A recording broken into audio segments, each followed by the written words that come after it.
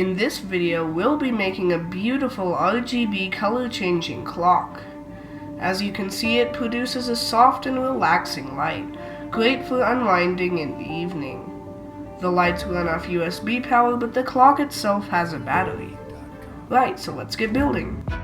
What we'll need for this project is a clock mechanism, a hard drive platter, some LED strips, and some popsicle sticks. Let's start with the clock and the hard drive platter. We'll mount the hard drive platter on the face of the clock to give it a reflective and nice appearance. If some glue made its way into the center, we can scrape it out with a popsicle stick. At this point, we can now add the clock hands.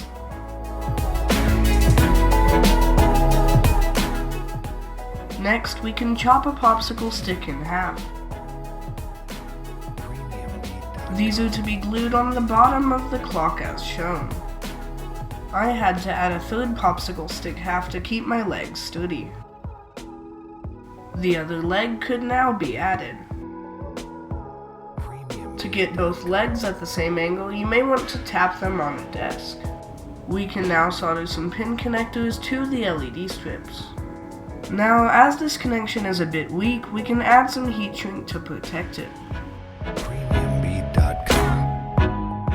To control the LED strips, we'll be using an Arduino. We can simply glue the Arduino to the legs. Now we can connect the LED strips to the Arduino. Peeling off the adhesive, we can stick the LED strips around the clock. Hot glue down any bits that stick up and cut off any excess strip. I also suggest reinforcing the connector to make sure the LED strips don't peel off. The clock is now complete. We can set it to the right time and wipe fingerprints off the disc platter. And we're done. Now you can enjoy your very own RGB clock. Thank you very much for watching.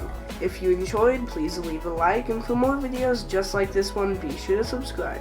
I'll see you in the next video.